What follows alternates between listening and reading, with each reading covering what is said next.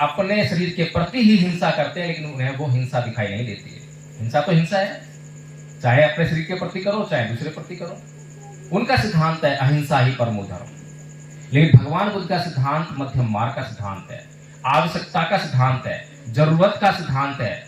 भगवान बुद्ध कभी भी कोई ऐसी बात कहते ही नहीं है, कभी भी कोई ऐसा सिद्धांत देते ही नहीं है जिससे मनुष्य का कल्याण ना होता हो।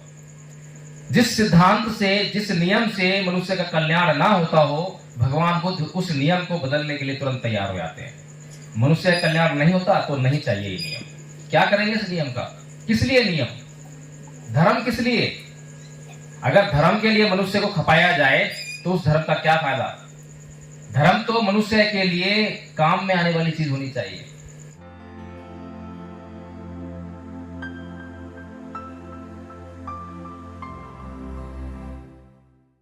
जय भीम, नमो बुद्धाय।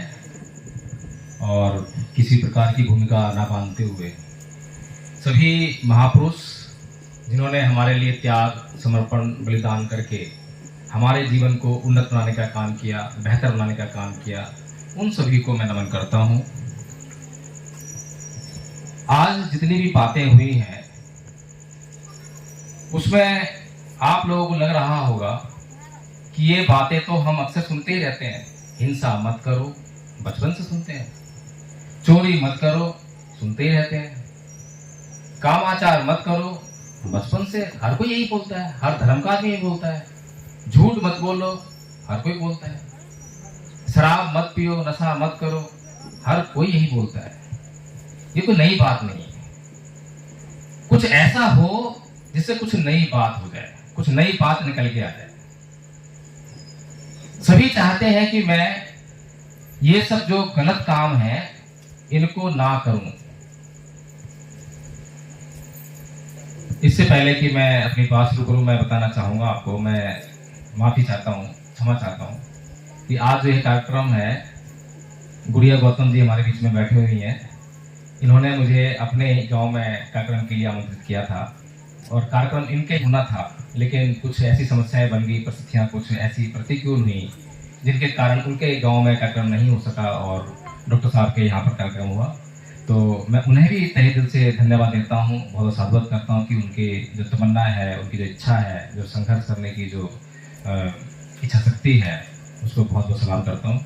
तो बात कुछ ऐसी हो जो हम लोग रोज सुनते हैं, लेकिन चाहते भी हैं कि मैं हिंसा ना करूं, मैं क्रोध ना करूं, मैं चोरी ना करूं, मैं कामाचार ना करूं, झूठ ना बोलूं, शराब ना पीऊं, लेकिन फिर भी क्यों नहीं कर पाते हैं?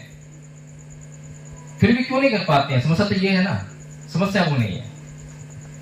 ऐसे ही एक बूढ़ी माई थी और वो ऐसे खंभे लगा हुआ था, उसके ऊपर लाइट जल रही थी और वो उसकी लाइट में अपनी सुई खोज रही थी। बहुत देर हो गई, एक आदमी आया वहां पर कि बुढ़िया माई क्या हुआ? मेरी सुई खो गई है, मैं सुई खोज रही हूँ। तो वो भी वहीं पर सुई खोजने लगा, उसकी हेल्प करने लगा। बहुत देर बाद जो है वो व्यक्ति पूछने लगा उससे कि हे बूढ़ी माई, तुझे अच्छी तरह से पता है तेरी सुई यहीं खोई थी? तो बुढ़िया कहती है नहीं बेटा, मेरी सुई तो झोपड़ी में खोई थी, लेकिन यहाँ रोशनी है इसलिए मैं यहाँ खोज रही हूँ। तो ऐसे ही कुछ हमारे साथ हो रहा है। समस्या तो कुछ और है और समाधान कुछ ढूंढ रहे हैं। समस्या बड़ी गंभीर है। समस्या ये नहीं है, तमाम तरह के धर्म, संत, महापुरुष, जितने भी सत्संग हैं, वो आपको मोटी मोटी बातें बता देंगे कि क्रोध नहीं करना चाहिए। पर क्रोध ना आए उसका उपाय क्या है, उसका मार्ग क्या है? ऐसा क्या करूं कि वो क्रोध आए ना, समाप्त हो जाए। हिंसा ना हो मेरे से, कामाचार ना हो, मैं शराब के नजदीक ना जाऊं, कुछ मार्ग ऐसा मिलना चाहिए। तो मार्ग की बात है, तो मार्ग प्रशस्त करने वाले केवल और केवल दुनिया में तथागत बुद्ध हैं, जिन्होंने इस संसार को वह मार्ग देने का काम किया, उस जड़ तक पहुंचे कि आखिर सभी समस्याओं की जड़ कहां पर वास करती है। और जिन लोगों ने भगवान बुद्ध की बात को समझने का प्रयास किया, तो चाहे कम चाहे ज्यादा, उनका कल्याण अवश्य हुआ, जिसने भी समझने का प्रयास किया। तो ये जो हम जिन बातों की चर्चा कर रहे हैं, लगातार हम बात कर रहे हैं कि ये नहीं होना चाहिए, नहीं होना चाहिए, और लगातार वही हो रहा है। और जो होना चाहिए वो नहीं हो रहा है। उसके पीछे जो बेसिक कारण है वो है कि जो हमारी इंद्रियां हैं, सभी लोग समझते हैं इंद्रियां। इंद्रियां क्या होती हैं? नाक एक इंद्री है, कान इंद्री है, जीभ इंद्री है, आंख इंद्री है, त्वचा इंद्री है, मन एक इंद्री है। ये सब इंद्रियां हैं, इनके अपने विषय हैं। जैसे कि आंख का विषय दृश्य, दृश्य सीन। जीभ का विषय टेस्ट, कान का विषय ध्वनि आवाज। इस तरह हर किसी का एक विषय है, हर एक इंद्रिय का। और जैसे ही ये इंद्रिय जो है अपने विषय के संपर्क में आती है, वेदना होती है। वेदना 3 प्रकार की होती है, सुख वेदना, दुख वेदना और ना सुख ना दुख वेदना। मोटे तौर पर समझना चाहें तो सुख वेदना और दुख वेदना। जब किसी भी जो इंद्रिय है उसके अपने विषय के साथ में जब संपर्क होता है तो उससे जो है अगर राग वेदना हो रही है, राग वेदना कब होगी? जब अच्छा लगेगा। जैसे कि जीभ इंद्रिय है, उसका विषय टेस्ट है, भोजन जैसे ही जीभ पे जाता है तो या तो अच्छा लगेगा या बुरा लगेगा, 2 ही बातें होंगी, तीसरी बात नहीं। तो जब भोजन अच्छा लगता है तो हम क्या करते हैं? जहां हमें 2 रोटी खानी थी या 3 रोटी खानी थी, वहां हमने 5 रोटी खा ली, 6 रोटियां खा ली। परिणाम क्या हुआ? परिणाम बीमारी, बीमार पड़ गए।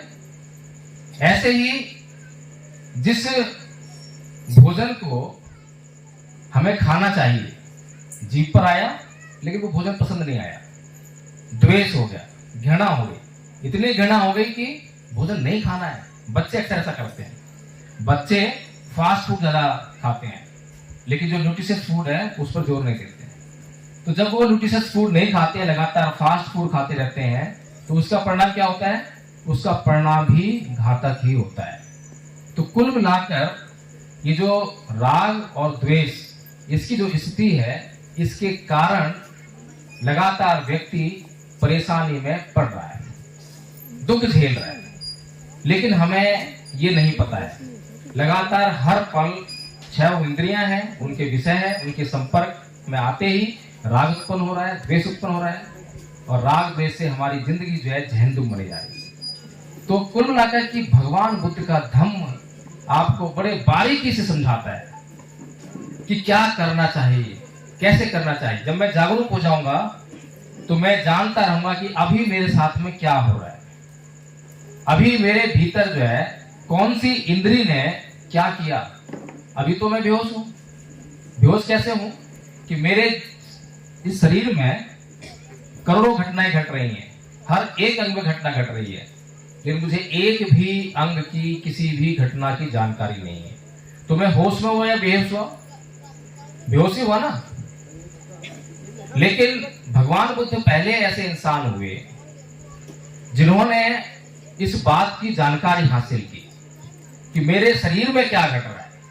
अभी तक तो संसार जो है बाहर की घटनाओं पर फोकस कर रहा था कि चांद सूरज का रिलेशन क्या है, चांद कितनी दूर है, चांद कितना बड़ा है, सूरज कैसा है, सूरज और पृथ्वी का क्या संबंध है, इन पे चर्चाएं हो रही थी। दूसरे लोग क्या कर रहे हैं, क्यों कर रहे हैं, इन पे चर्चाएं हो रही थी।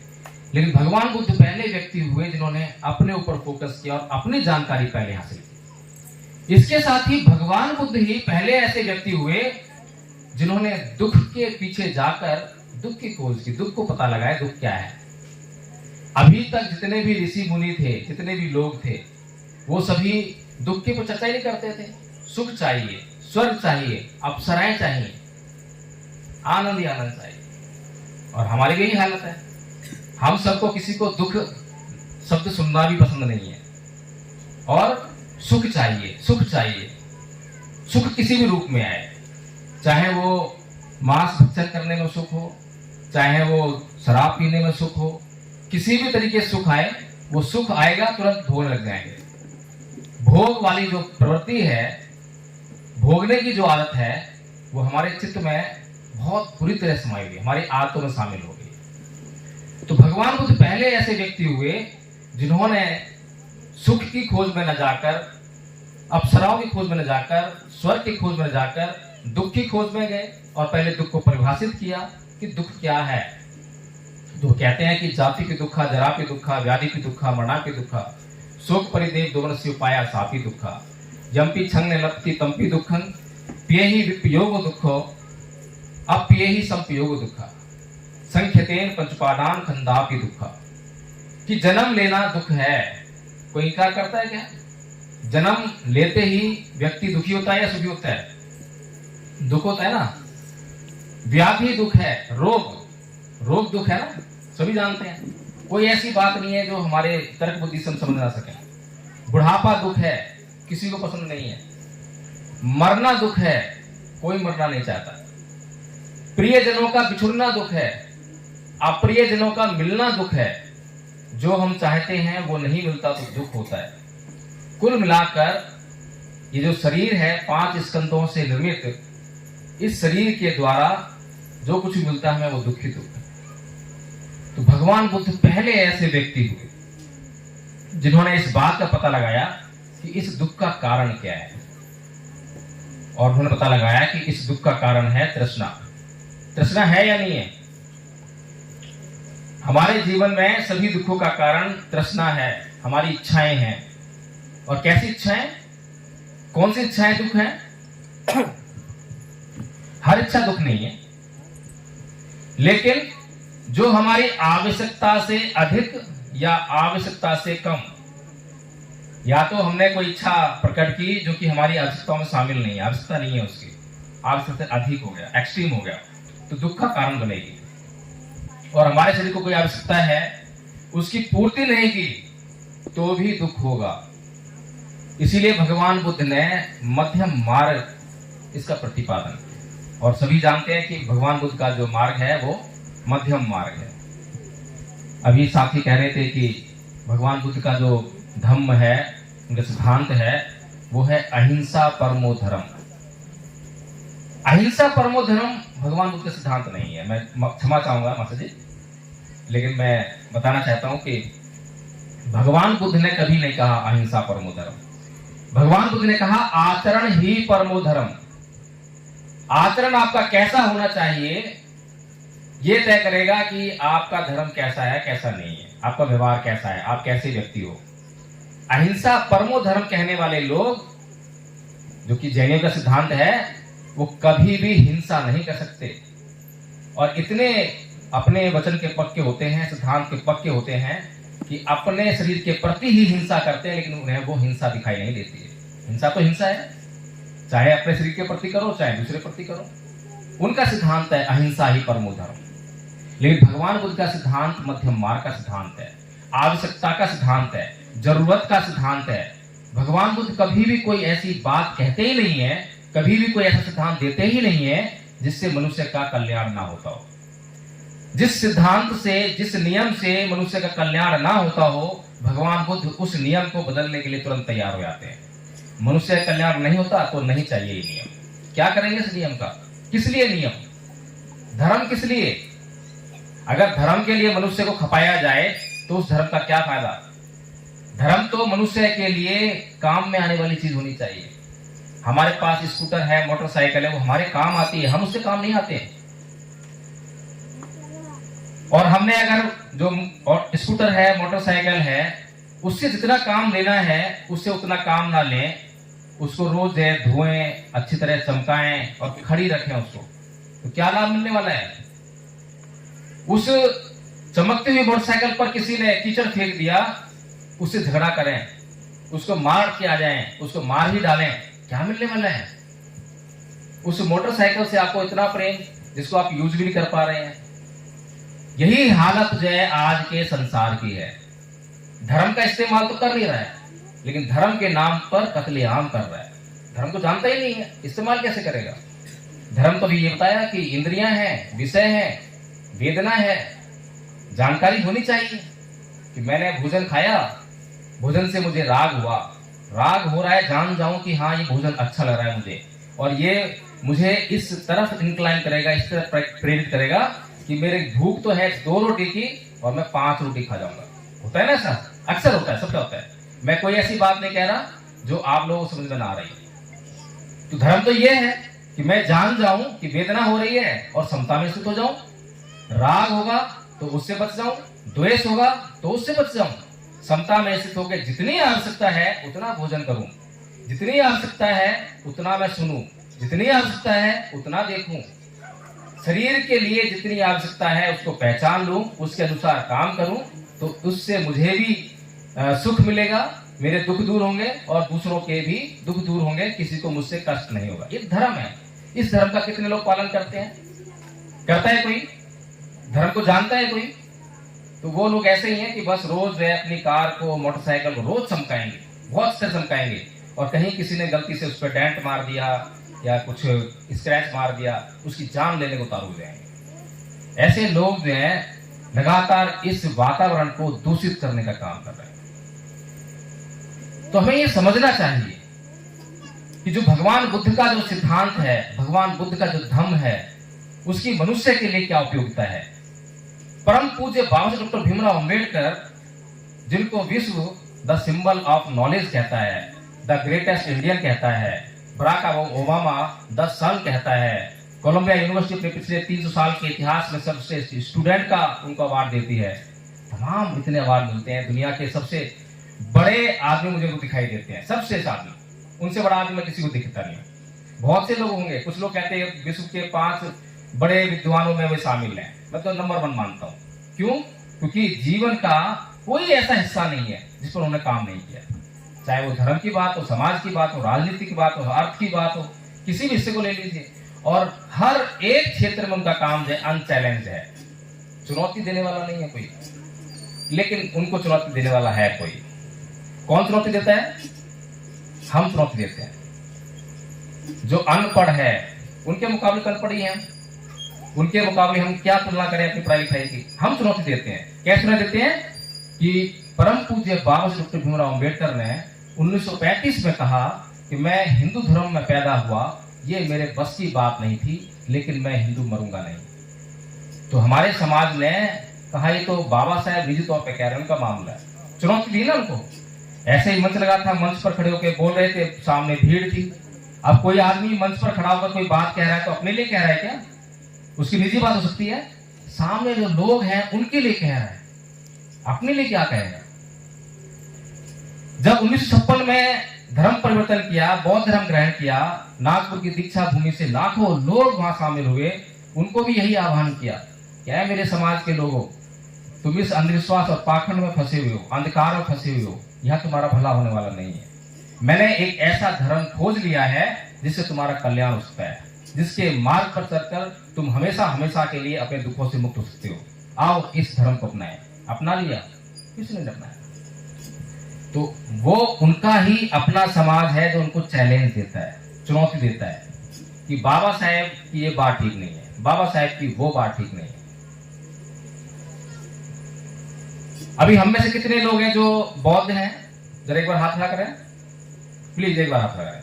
बौद्ध हैं जी, तो आप आइए जरा एक बार भाई साहब। हाँ, छोटा सा एक एक्सपेरिमेंट कर लेते हैं। बौद्ध धर्म क्या है ये बताइए। बौद्ध धर्म एक मानव की तरह पहचान कराई है, समानता, बराबरी का, बस यही बौद्ध धर्म है जी। बैठिए। ये पहला एग्जाम्पल नहीं है, मैं जहां भी आता हूं इस एग्जाम्पल को कहीं भी ले लो आप। हमने बाबा साहेब का अनुयायी बनने का गेंद तो चुका दिया, उनके पीछे जाकर उनकी बात चलो मान ली, सबने नहीं मानी, कुछ ने तो मान ली, लाखों लोग तो उन्होंने तो मानी और धर्म परिवर्तन कर लिया। लेकिन कैसा धर्म परिवर्तन? नाम पहले था मेरा श्याम कुमार, अब हो गया श्याम बौद्ध, बौद्ध बन गया। लेकिन क्या मैंने बौद्ध बनकर अपना कल्याण किया? क्या मैंने समझा कि बौद्ध बनना क्या है? बौद्ध धर्म का अध्ययन किया मैंने? मैं बौद्ध धर्म के बारे में कुछ नहीं जानता। किसी से भी पूछते हैं तो बौद्ध धर्म के बारे में, जैसे आपने कहा है, ये हालत सबकी है, आपको मैं दोष नहीं दे रहा हूं, सबकी ये हालत है। क्या बोलेंगे? हिंदू धर्म को नहीं मानना बौद्ध धर्म है, देवी देवताओं की पूजा नहीं करना बौद्ध धर्म है, पाखंड और अंधविश्वास को नहीं मानना बौद्ध धर्म है, विज्ञानवाद और तर्कवाद बौद्ध धर्म है। ये जो है कुछ परिभाषाएं बता रहा हूं बौद्धों की, जो बौद्ध बताते हैं कि ये बौद्ध धर्म है। क्या ये बौद्ध धर्म है? बताइए आप मुझे, क्या ये बौद्ध धर्म है?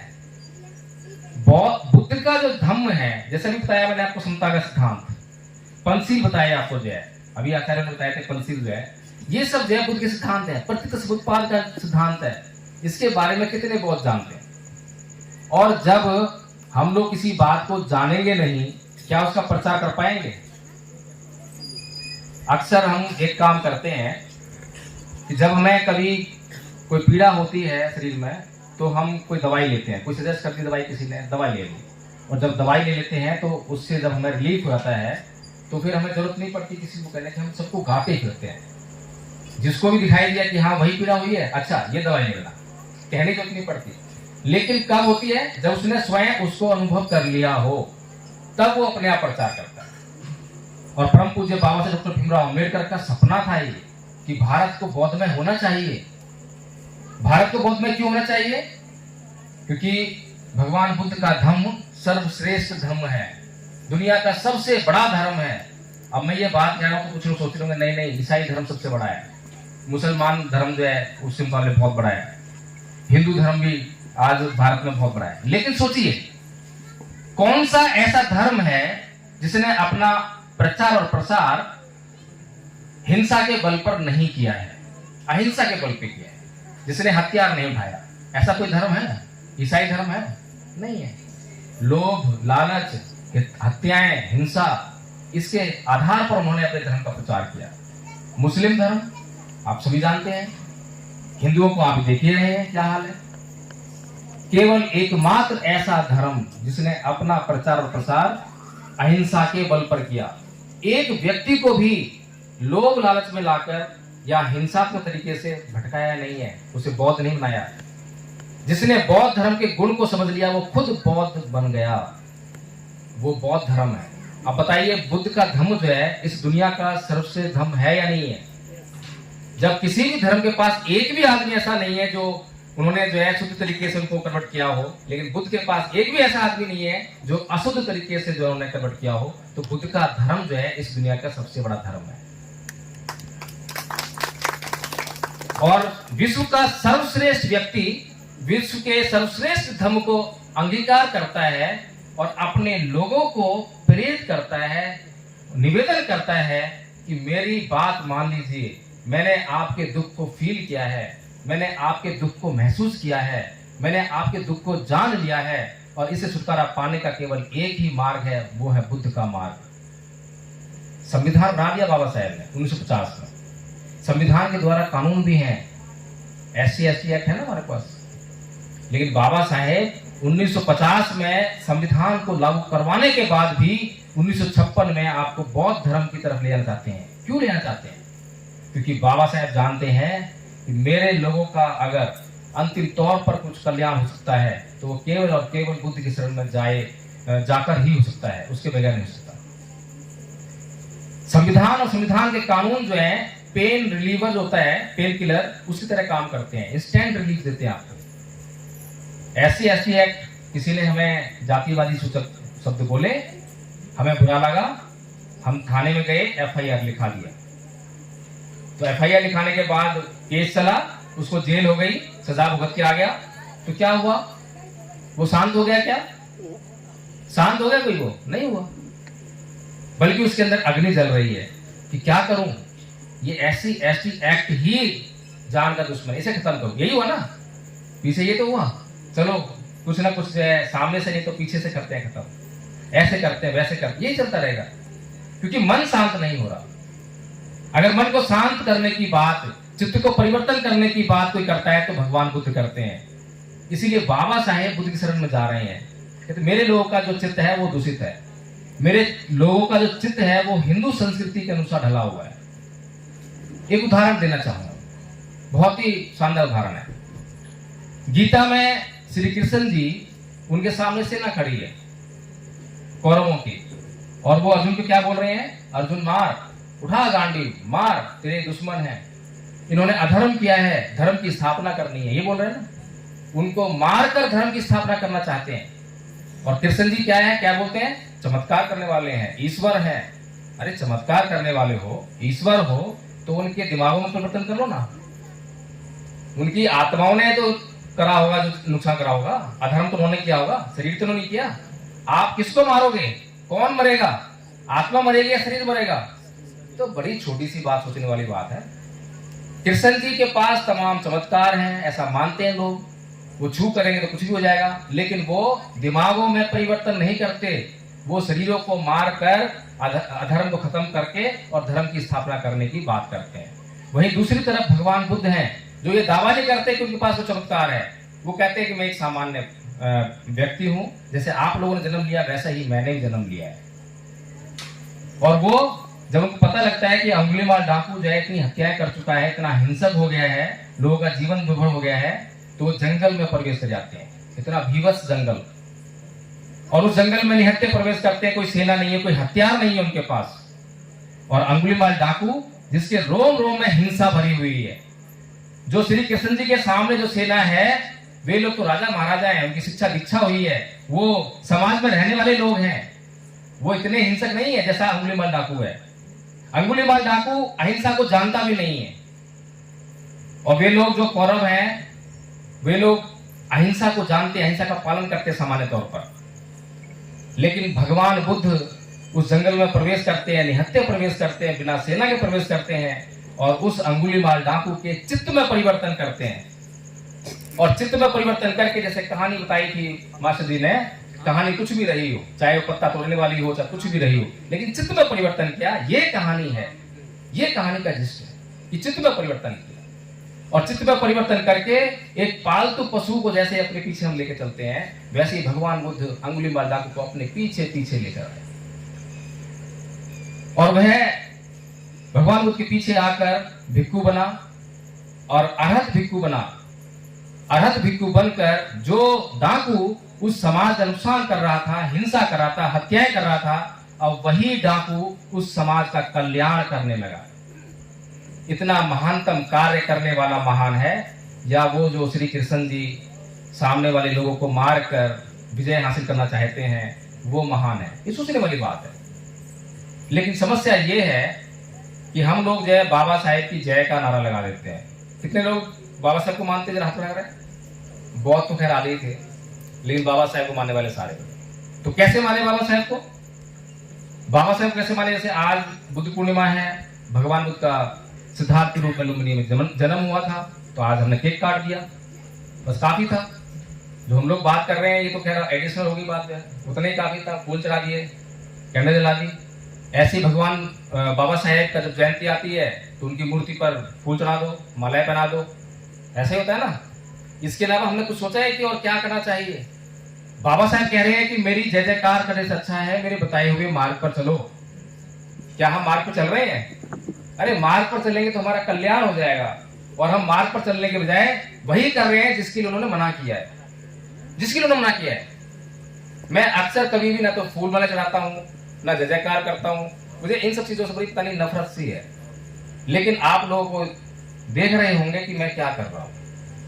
मैं बाबा साहेब की बताई हुई बात को आप लोगों के बीच में लेकर आ रहा हूं। जो सच्चा इंसान होगा कभी भी ये नहीं कहेगा कि मेरी जय जयकार करो, मेरे ऊपर फूल चढ़ाओ, हार पहनाओ। उसको उससे क्या मतलब है? उसको तो आपके कल्याण से मतलब है। बाबा साहेब एक समाज सुधारक थे, और समाज सुधारक को गालियां मिलती हैं, पत्थर मिलते हैं, तरह तरह की धमकियां मिलती हैं, हत्याएं भी हो जाती हैं, सब कुछ झेलना पड़ता है। एक बार की घटना है कि नेहरू जी संसद से बाहर आ रहे थे, बाबा साहेब के साथ आए, तो बाबा साहेब से बोलते हैं कि अरे बाबा साहेब तुम किस समाज के लिए काम कर रहे हो, ये तुम्हें कुछ नहीं देने वाला। बाबा साहेब उस समय बम्बई के चुनाव हार गए थे। अरे तुम कांग्रेस ज्वाइन कर लो, तुम्हें जो है हम ये कर देंगे वो कर देंगे, प्रलोभन दिया। तो बाबा साहेब कहते हैं कि ये मेरा समाज जिसमें मैंने जन्म लिया है, अगर ये मुझे मार पीट कर लैंप पोस्ट पर भी लटका दे तब भी मैं इस समाज के लिए ही काम करता रहूंगा। वो ऐसा कर रहे हैं, और हम क्या कर रहे हैं? हम कर रहे हैं कि बाबा साहेब ने संविधान बना दिया, उसमें हमें अधिकार मिल गए, अधिकार मिला है नौकरी करने का, हमें नौकरी मिल गई। अब हम 9 बजे सुबह नौकरी जाएंगे, शाम को 5 बजे आएंगे, घर में नौकरी से तनख्वाह है, उसे टीवी भी लेकर आए हैं, रेफ्रिजरेटर लेकर आए हैं, उसका आनंद भी तो आना है। उसका अगर आनंद नहीं भोगेंगे तो अधिकार का क्या करेंगे हम? बाबा साहेब ने हमारे लिए काम किया है, तो हम घर से फिर बाहर नहीं निकलते हैं। बाबा साहेब अपनी पूरी जिंदगी, अपना सारा सुख चैन समाज के लिए लगा रहे हैं, समाज के लिए जी रहे, समाज के लिए मर रहे हैं, और हम लोग अपना जो है एक दिन में 1 घंटा भी नहीं, आधा घंटा भी नहीं, एक हफ्ते में भी 1 घंटा नहीं, एक महीने में भी 1 घंटा नहीं। बताइए, हम बाबा साहेब को मान रहे हैं क्या? ये मानना हुआ? ये तो बाबा साहेब का अपमान करना हो गया। इतनी मुश्किल से जो अधिकार आपको दिलाए थे, वो अधिकार आप अपने हाथों से अपने दुश्मनों को देकर आ रहे हो, अपने हाथों से। बाबा साहेब ने आपको जो है राइट टू वोट दिया, वोटाधिकार दिया ना, और उसी वोट के अधिकार से आप लोगों ने बाबा साहेब को हराया। बताइए, बाबा साहेब ने कैसे अधिकार दिया था कि जब मैं इनको अधिकार दे दूंगा तो यही लोग मुझे ही चुनाव हरवा देंगे। लेकिन बाबा साहेब जानते थे कि मेरा समाज अभी अनपढ़ है। एक दिन जब ये समझदार होगा, जब मेरे जैसे मिशनरी लोग समाज में जाकर इसको जो है वोट को कैसे इस्तेमाल करना चाहिए समझाएंगे, तो यही समाज जागरूक होकर अपने लिए जो है काम करने लगेगा और अपने लिए अच्छे नेताओं को, अच्छे लोगों को चुनने लगेगा।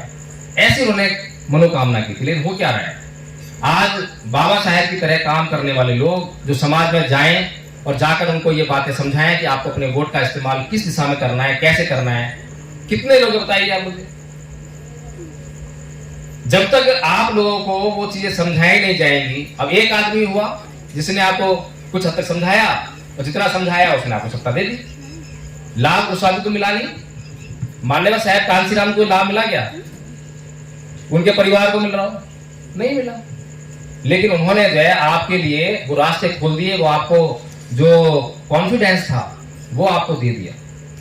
तो जो कॉन्फिडेंस आपको मिला, आज आपको लगता है कि हाँ हम भी सत्ता हासिल कर सकते हैं। उससे पहले नहीं थे, उससे पहले नहीं कर सकते थे। तो कुल मिलाकर मेरा यहाँ पर आने का उद्देश्य और आपके बीच में ये बातें करने का उद्देश्य यही है कि हम जो है अपने महापुरुषों के गुणगान करना, उनकी तारीफें करना, इसको बंद कर दें। अगर कुछ करना है तो उनको पढ़ना शुरू कर दें, और पढ़ना भी ऐसे नहीं, उनको गहराई से पढ़ना शुरू करें। अभी बोलने के लिए बहुत कुछ है, बहुत सारी बातें ऐसी हैं, बहुत सारे सिद्धांत ऐसे जो समाज में प्रचलित हैं। जो चल रहा है वो बिल्कुल भी ठीक नहीं है। संकेत कर रहा हूं बस, जो चल रहा है बिल्कुल भी ठीक नहीं है, क्योंकि उसके रिजल्ट आपके लाइफ के अनुकूल नहीं आ रहे हैं। हमारी जिंदगी खतरे में पड़ गई है। अगर हम अब भी नहीं समझे तो फिर हमारे लिए बहुत देर हो जाएगी। इसीलिए हमने, जैसा कि हमारा अभी हालत देखे थी हमने, कि धर्म परिवर्तन के नाम पर हमारे पास कुछ नहीं है। हम बौद्ध नहीं बने हैं, अभी जितने ने हाथ उठे हैं हम बौद्ध नहीं बने हैं। हमने आचार्य पारुल को भी सुना, मंच पर खड़े होके उसने आपको बताई बातें कि उन्होंने धम्मपद संघ से जुड़कर क्या सीखा है। तो आपको लगा होगा कि हाँ कितनी अच्छी बातें कर रही है। आचार्य अरुण जी ने आपको बताया, प्राचार्य जी बैठे हुए राम बहादुर जी, ये भी आपको बता सकते हैं सारी बातें, क्योंकि उन्होंने फर्स्ट ईयर का कोर्स कंप्लीट किया होगा। तो ऐसा जो अगर कोई प्रोग्राम आप लोगों के बीच चलता है, तो आपको ऐसा नहीं है कि आंखें बंद कर लो और उसको जो बस हाँ हाँ करते जाओ। आप प्राचार्य जी की इज्जत करते हैं, बस इनकी इज्जत करते हैं तो बस हाँ कर दो, ऐसा नहीं। आप पहले उसको समझिए। पीछे जो अक्टूबर 22 में दिल्ली से एक घोषणा हुई थी कि 2025 तक हम जाए 10 करोड़ बौद्ध बना देंगे। सुनी होगी घोषणा? क्या हुआ? बन गए बौद्ध? कुछ तो बने होंगे, एक नहीं बनाया। और किसी ने हमसे ये नहीं पूछा कि भाई आप जो कह रहे हो हम यकीन कर लेते हैं, आपको योजना बताओ, योजना क्या है? योजना होनी चाहिए ना। अगर योजना होगी, उस पर काम होगा, तो निश्चित तौर पर 10 करोड़ बौद्ध बन जाएंगे। लेकिन अगर कोई योजना नहीं है और आप हवा में बातें कर रहे हो, बस लोगों का अटेंशन लेने के लिए आप बातें कर रहे हो, तो फिर वो काम होने वाला नहीं है। इतनी बुद्धि हम लगाते नहीं है, क्योंकि वो शब्द जो है महानुभावों के द्वारा कहे गए थे, इसलिए अटेंशन हमारा चला ही गया। कोई एमएलए कह रहा है, कोई एमपी कह रहा है, बाबा साहेब का पोता कह रहा है, इसलिए हम उसको यकीन कर ही लेते हैं। लेकिन जब एडवोकेट जयदीप प्रकाश कोई बात करेगा तो उस पर यकीन नहीं लाएंगे, चाहे वो बातें कितनी भी बेसिक क्यों ना हो। तो इन्हीं सब बातों पर गौर फरमाते हुए कि क्या करा जाए, कि बाबा साहेब का जो सपना था भारत को बौद्ध में करने का, उसको पूरा कैसे करा जाए। जब ये प्रश्न चिन्ह आया तो भगवान बुद्ध के 4 आर्य सत्यों की तरह हमने भी दिमाग लगाया कि भाई कारण खोजो कि क्या कारण है। तो पहला कारण निकल के आ गया कि बौद्ध तो बने, लेकिन हमारा जो है केवल प्रतीकों का परिवर्तन हो, वो आधा अधूरा।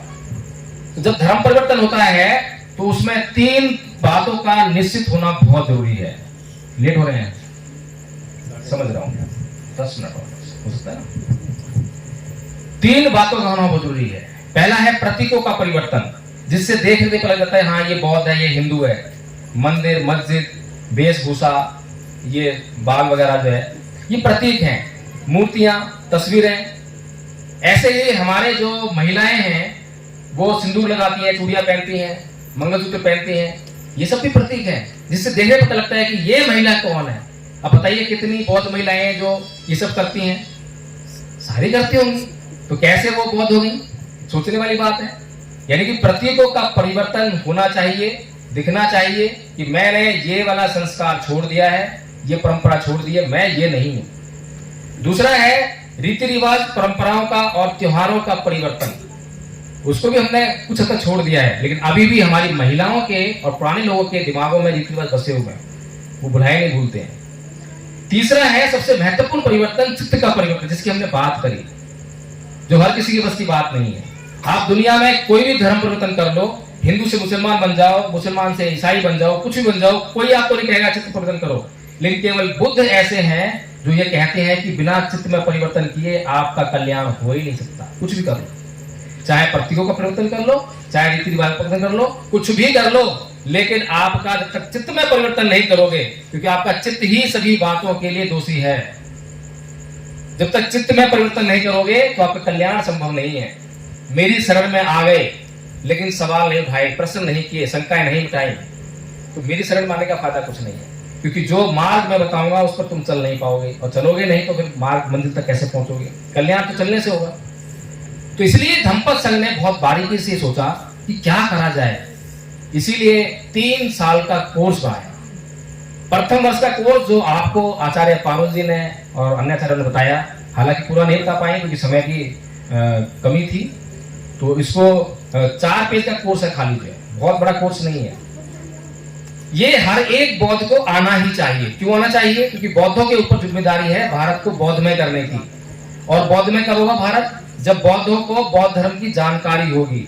जानकारी होगी तो चर्चा करेंगे। स्कूल कॉलेज में जो आने वाले लोग हैं वो स्कूल कॉलेज में चर्चा करेंगे, चाहे मोहल्ले में बैठ के चर्चा करने वाले लोग हैं वहां करेंगे, महिला चर्चा करती है वहां करेंगी, जहां पर भी चर्चा होती है हर कोई चर्चा करता है, हर कोई बातें करता है। लेकिन अभी बातों में क्या है, जब धार्मिक बातें होती है तो दूसरी बातें होती हैं, हमारी बात तो हो ही नहीं पाती। क्यों नहीं पाती? क्योंकि हमें उसकी नॉलेज ही नहीं, जानकारी नहीं है। इसलिए धम्मपद संघ ने एक मिनिमम बेसिक कोर्स बनाया, प्रथम वर्ष का उसको नाम दिया, और वो कोर्स है कोई 1 हफ्ते में कंप्लीट कर लेता है, कोई 3 दिन में, कोई 1 महीने में, कोई 2 महीने में, जिसकी जैसी योग्यता वैसे कंप्लीट कर लेता है। तो अभी जो आपके पास आचार्य बैठे हैं आपके सामने, ये सारे जो है प्रथम वर्ष का जो कोर्स है उसको कंप्लीट करके बैठे हैं। दूसरे वर्ष का जो कोर्स है वो संस्कार कर्ता बनाने का कोर्स है। बाबा साहब कहते हैं कि भारत से और पूरी दुनिया से जो बौद्ध धर्म का जितना नाश हुआ उसका कारण क्या था? कारण यह था कि संस्कार कर्ता नहीं रहे। इसीलिए हमने जो है द्वितीय वर्ष का कोर्स में संस्कार कर्ता बनाने का शामिल किया। तीसरे वर्ष का जो कोर्स है उसमें बौद्ध विद्वान बनाने का कोर्स है। जो और अच्छा अध्ययन करना चाहते हैं तो वो बौद्ध विद्वान बने और अध्ययन करें। जितने भी सिद्धांत हैं, प्रतिसमुच्चयवाद है, नागरिक शून्यवाद है, और भी सिद्धांत हैं, उनका अधिक अध्ययन करें और वाद विवाद करना, प्रतियोगिताएं आयोजित करना, प्रतियोगिता भाषण देना, जो भाषण देने कला जानते हैं वो भाषण देके बात करेंगे, लोगों को समझाएंगे। तो इस तरह से 3 वर्ष का कोर्स जो है धम्मपद संघ ने बनाया है। और अगर आप लोग वास्तव में ये कहते हो कि हाँ हम बाबा साहेब का सम्मान करते हैं, उनका अपमान करना नहीं चाहते हैं, उनकी बात को मानना चाहते हैं, तो मैं ये समझता हूं कि आपके पास कोई रास्ता नहीं है इस बात को मानने के अलावा। अगर वास्तव में आप जो बाबा साहेब का मान सम्मान करना चाहते हो तो मैं ये नहीं कहता कि मेरे साथ जुड़ जाइए, धम्मपद संघ को ज्वाइन कर लीजिए। आपको जहां से बौद्ध धर्म की जानकारी मिले वहां से बौद्ध धर्म की जानकारी लीजिए, क्योंकि धर्म की जानकारी होगी तभी प्रचार हो पाएगा, तभी प्रसार हो पाएगा, इसके अलावा कुछ चारा नहीं है। और यदि आपकी इच्छा हो रही हो कि नहीं हमारे साथ ही जुड़ के करना है, बहुत आसान कोर्स है, ऑनलाइन कोर्स कराते हैं, आपको कहीं स्कूल में आने की जरूरत नहीं है। ऑनलाइन पे ही आपको जो है सुबह, दोपहर और शाम को मीटिंग होती है। और अभी कुछ ही दिनों में जो भी समय जा रहा है 24/7 कर देंगे इसको, 24 घंटे चलेगा। जब मर्जी जुड़ो, जब आपके पास समय लगे कि जब याद आए ना तभी जुड़ जाओ। मुझे अभी याद आया, वही हाँ ठीक है, जुड़ के देखूं, सीख लेता हूँ, और बहुत आसानी से सिखा देंगे आपको। और अभी ये आचार्य ये सबको ट्रेनिंग दे रही है, बहुत अच्छी बोलने की ट्रेनिंग दे रही है कि क्या बोलना है, कैसे बोलना है, धर्म के सिद्धांत को बताना है। ये सब ट्रेनिंग आप लोगों को भी मिलेगी। एक व्यक्ति को कांसीराम बनना है, एक व्यक्ति को बाबा साहेब बनना है। चाहे आंशिक बन जाओ, थोड़ा बनो, लेकिन सबको कांसीराम और बाबा साहेब बनना ही पड़ेगा। जब तक हम कांसीराम और बाबा साहेब नहीं बनेंगे, जब तक हम अत्त दीपो भव का जो सिद्धांत है उसका पालन नहीं करेंगे, जब तक हम अत्त दीपो भव के सिद्धांत का पालन नहीं करेंगे, हम अपने दुखों से कभी मुक्ति नहीं पाएंगे। इसी साथ अभी बात समाप्त करता हूँ। जय भीम।